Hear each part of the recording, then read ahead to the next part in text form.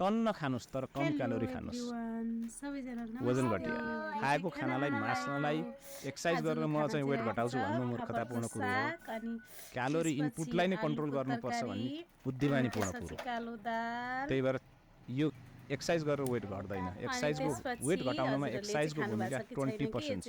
80% भूमिका खानाको टन्न खानुस् तर लो क्यालोरी चिज खानुस् जसमा क्यालोरी डेन्स चिज कम खानुस् जसले तुरुन्तै बोसो बनाउँछ त्यो चिज कम खानुस् जस्तै फ्याट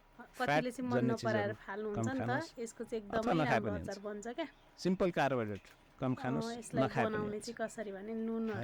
साग सलाद तरकारी सुकायो अनि हल्का सुकेपछि नुनहरु लगाएर प्रशस्त खानुस् केही लाउनु पर्दैन हल्का खोर्सानी पिरो कति अन्डा खान त्यो सक्नुहुन्छ लगाएर अंकुरित अन्न खान सक्नुहुन्छ भेजिटेरियनले बट्टामा लगाएर घाममा सुकाइदिने बढी खाएर पनि वेट घटाउन सकिन्छ तर क्यालोरी बढी खाएर सकिन्न यत्रो तपाईले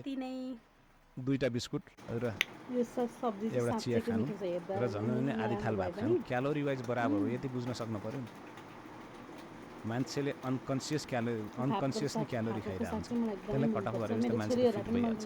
त्यही तपाईले जति पनि बाटोमा हिँडिरहेको मोटो पनि भएका व्यक्तिले सोध्नुस् 99.9% यति मात्रै खान्छु बाबु बच्चाहरुले खान पनि सक्छ क्या त्यो कमल हुन्छ नि त she is or he is eating wrong calorie dense चिज खाइरहेछ नजानेर खाइरहेछ जुन दिन क्यालोरी